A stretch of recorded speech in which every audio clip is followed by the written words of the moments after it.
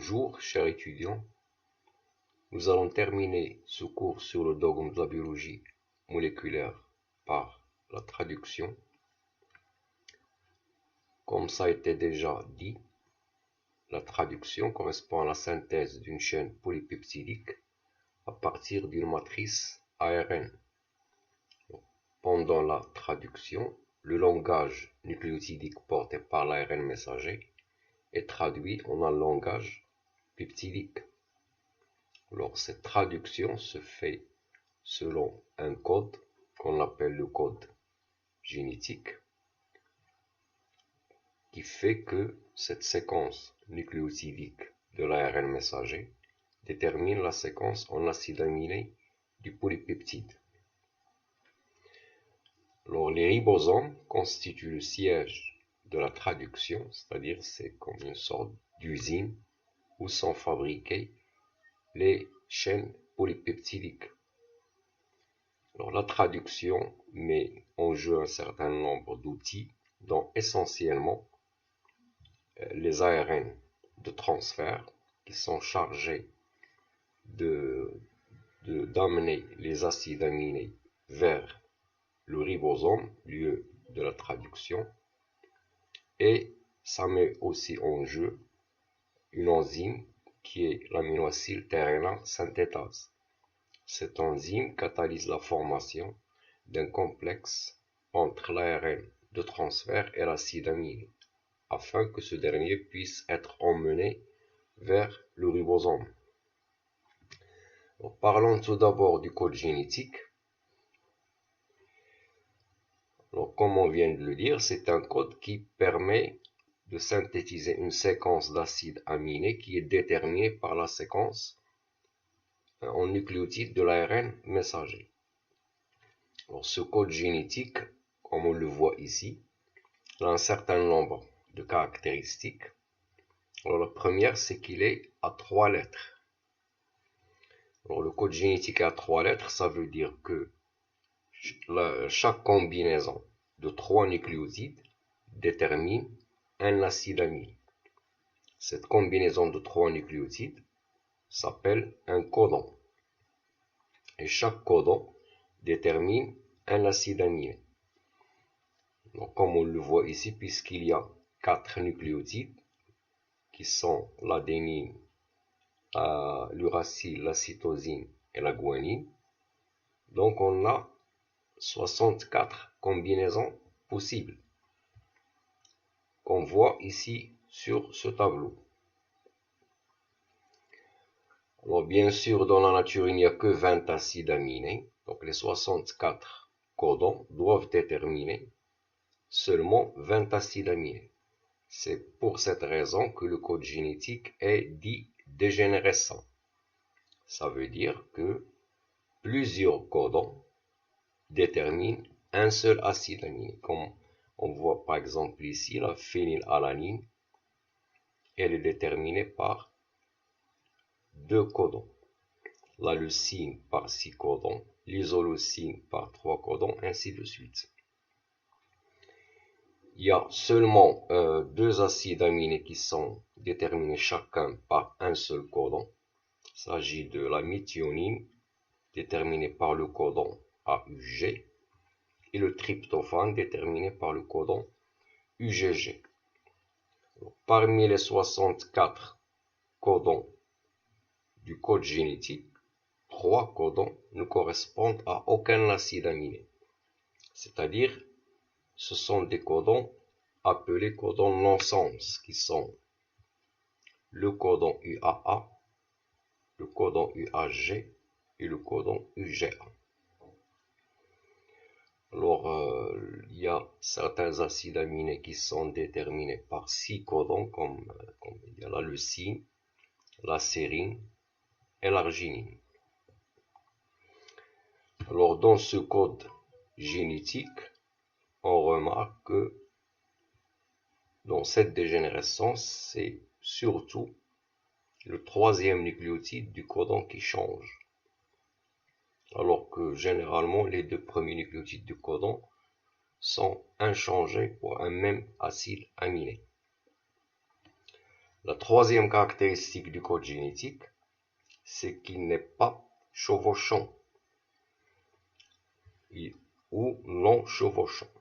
Qu'est-ce que ça veut dire? Ça veut dire que dans un ARN messager, il y a une séquence de nucléotides. Ces séquences constituent ce qu'on appelle les codons qui se suivent, et aucun nucléotide d'un codon ne fait partie du codon adjacent, que ce soit avant ou après.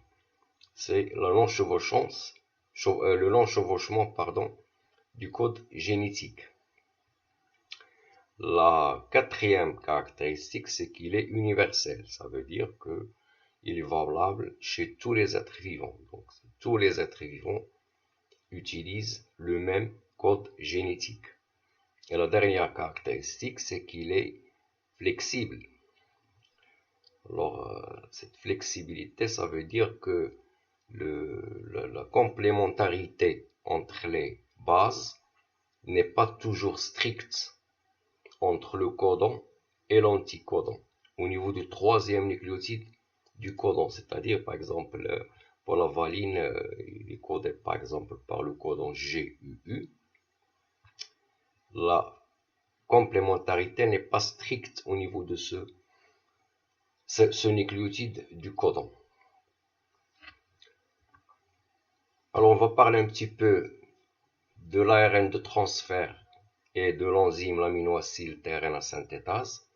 Donc, comme on vient de le dire, l'ARN de transfert est un brin d'ARN, les simples brins, qui a une taille d'environ 500 nucléotides, mais qui est structuré en structure secondaire, ou organisé en structure secondaire qu'on voit ici, qu'on appelle une structure en feuille de trèfle, du fait que ça ressemble à la feuille de l'arbre, le trèfle. Alors, pourquoi cette structure? Parce qu'il possède 3 régions palindromiques. Donc 3 structures en tige et boucle. Parce qu'il y a 3 palindromes, on a parlé la dernière fois sur la transcription, on a parlé de ce que c'est qu'un palindrome. Donc un palindrome, ça donne naissance à des structures en tige et boucle. Et dans un ARN de transfert, il y en a 3. Parmi ces boucles, il y en a celle qui est la plus importante, c'est ce qu'on appelle la boucle de l'anticodon. Alors c'est cette boucle qui contient l'anticodon qui est normalement complémentaire au codon qui se trouve sur l'ARN messager. Alors cette structure elle est schématisée sur un plan, mais dans l'espace, la molécule elle est organisée de cette manière. Donc ici en bleu, on voit la boucle de l'anticodon qui contient l'anticodon. Et on a dit que l'anticodon est complémentaire au codon. On va voir par la suite comment ça se passe. Alors ici, on a l'extrémité 3' qui est le site de fixation de l'acide aminé qui sera emmené vers le ribosome. Alors, avant d'emmener l'acide aminé vers le ribosome, l'ARN de transfert doit établir une liaison covalente avec l'acide aminé. Cette liaison covalente est catalysée par une enzyme qu'on appelle l'aminoacide tRNA synthétase. Alors ici on voit un petit peu dans l'espace le complexe entre l'aminoacide tRNA synthétase et l'ARN de transfert. Donc c'est l'enzyme qui fixe ici l'ARN de transfert, et on voit qu'elle a une taille nettement plus grande que celle de l'ARN de transfert.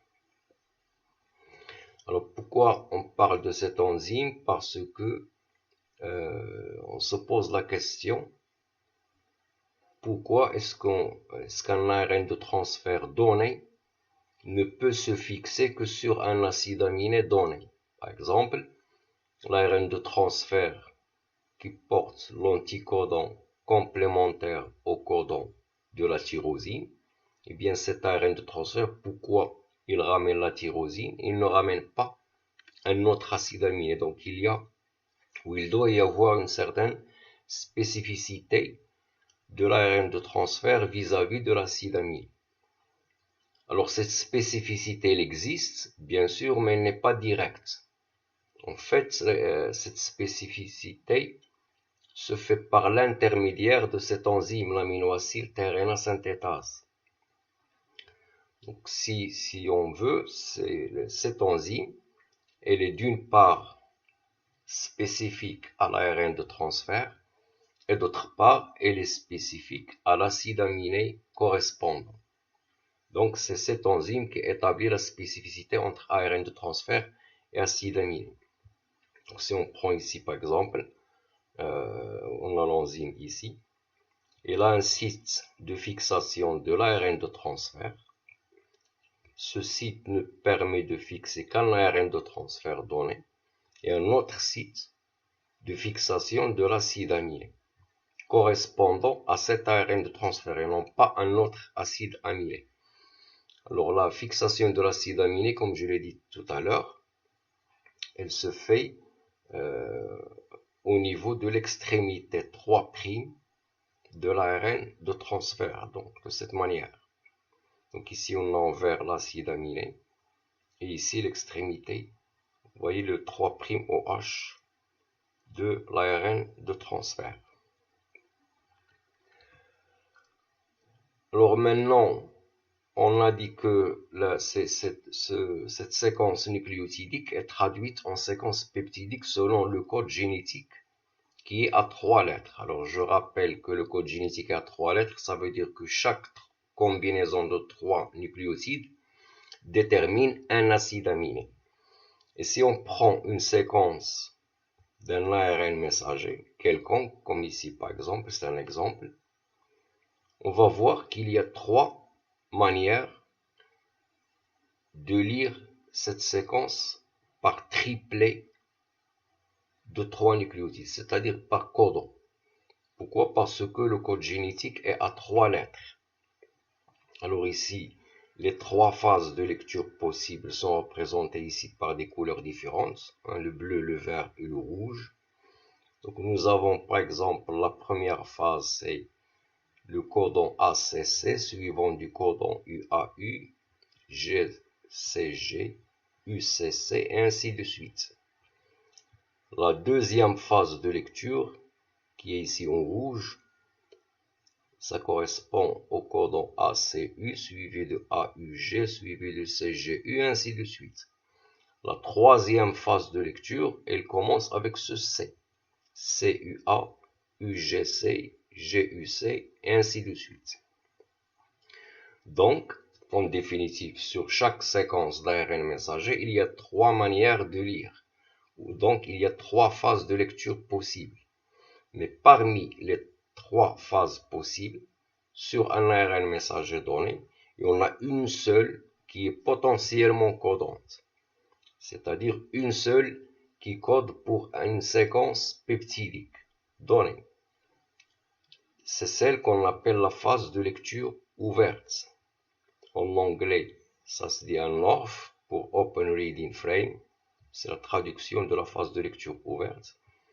Alors, comment on reconnaît une phase de lecture ouverte? Tout simplement, c'est une phase qui commence par un codon d'initiation de la traduction, qui est le codon AUG, qui code pour la méthionine, et qui se termine par un codon non-sens, c'est-à-dire un parmi les 3 codons qui ne correspondent à aucun acide aminé. Donc, soit le codon UAA, soit le codon UAG, ou le codon UGA. Donc si on revient à cet exemple, ça c'est un petit exemple pour comprendre. Parmi les 3 phases de lecture possibles ici, on a une seule qui est en rouge. Elle commence par un AUG, alors des codons, jusqu'à arriver au codon UAA. C'est un codon non-sens. Donc cette phase représentée ici en rouge, c'est la phase de lecture ouverte. C'est elle qui code potentiellement pour un polypeptide. En plus, cette phase de lecture ouverte sur un ARN messager doit obligatoirement être précédée par une séquence qu'on appelle la séquence de Shine-Dalgarno. On va voir par la suite l'importance de cette séquence. Alors, Shine-Dalgarno, c'est par rapport aux chercheurs qui l'ont mise en évidence. Et donc, ça nous ramène à l'initiation de la traduction. En fait, on l'a dit au début, la traduction a lieu au niveau des ribosomes.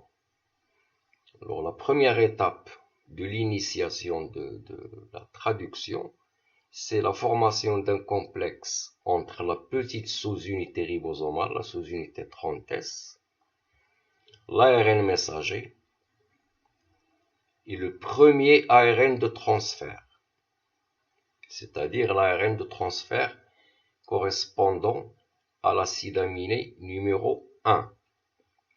Cet acide aminé numéro 1 est, dans la quasi-totalité des cas, est une méthionine. Mais c'est une méthionine modifiée.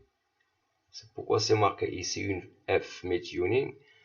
C'est une méthionine formylée. Elle porte un groupement formyle. C'est pourquoi on a dit tout à l'heure qu'une phase de lecture ouverte doit commencer toujours par le codon AUG. Et le codon AUG, si on regarde la table du code génétique, c'est le codon correspondant à l'acide aminé méthionine. Alors, comment se fait la formation de ce complexe? Tout d'abord, l'ARN messager doit se fixer sur la petite sous-unité ribosomale. Alors, cette fixation se fait grâce à la complémentarité qui existe entre l'extrémité 5' de l'ARN messager et l'extrémité 3' de l'ARN 16S de la petite sous-unité ribosomale. C'est ce qui est schématisé ici. Alors, cette complémentarité entre l'extrémité 5' de l'ARN messager et l'extrémité 3' de l'ARN 16S du ribosome se fait au niveau, là, existe au niveau de la séquence qu'on appelle séquence de Shine-Dalgarno. On a ici. Donc ici, nous avons l'ARN messager. Ici, l'ARN ribosomique. Cette partie qui est l'extrémité 3' de l'ARN 16S du ribosome est complémentaire à cette partie qui se trouve en 5' de l'ARN messager. Cette séquence complémentaire s'appelle la séquence Shine-Dalgarno. Nous l'avons aussi ici, sur ce schéma. Alors généralement chez Escherichia coli, cette séquence de Shine-Dalgarno contient presque toujours les nucléotides GGAG. Alors cette séquence Shine-Dalgarno est indispensable à l'initiation de la traduction. Si cette séquence ne se trouve pas au niveau de l'ARN messager par mutation par exemple, l'initiation de la traduction ne peut pas avoir lieu. Alors ici, sur ce schéma, nous avons un alignement de plusieurs séquences d'ARN messager sur lesquelles on trouve les séquences Shine-Dalgarno de chaque ARN messager et on rencontre le plus souvent la séquence GGAG qu'on a ici, par exemple, ici. Voilà. Alors, une fois l'initiation a lieu, il y a arrivé de la grande sous-unité 50S du ribosome. Donc, pour former un ribosome entier.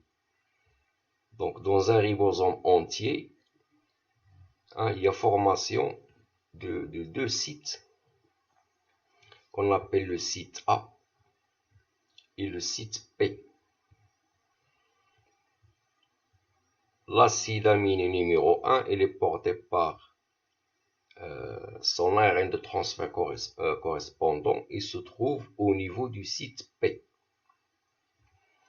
Alors, jusque-là, c'est terminé pour l'initiation. Ensuite, ce sera l'élongation.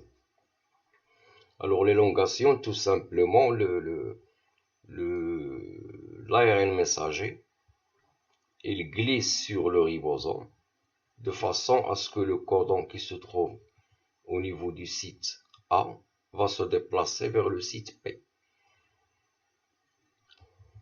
Alors, P pour peptidyle, parce que ici il y a un ARN de transfert qui porte une séquence peptidique. Donc, c'est le site peptidyle. Site A pour aminoacyl.